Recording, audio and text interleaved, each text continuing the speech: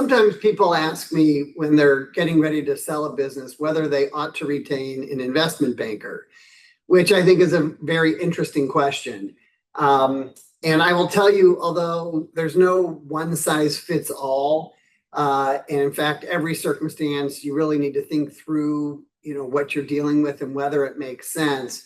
For the vast majority of sellers, I think you'd be completely crazy not to retain an investment banker. And I'll give you an example of why that is.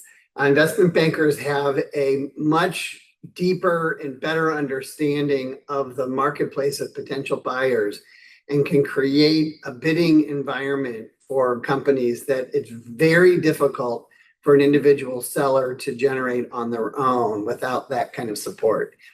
And in the current environment that we're looking at right now, it's kind of interesting. The value of the US dollar has dropped considerably in the first half of this year relative to other currencies.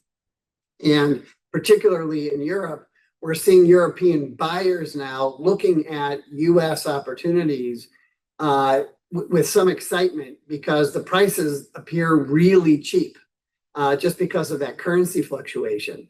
And that has led to a real, I think, important consideration when trying to develop a pool of buyers that the banker has access to. They can get European bidders into the process. And in many cases, an individual seller won't be able to replicate that. So you may be leaving a lot of dollars on the table simply because you didn't run a robust process. And it's been my observation over time that robust process more than pays for the investment banker fees. So in any event, it's certainly worth considering. And in most cases, I would strongly recommend it.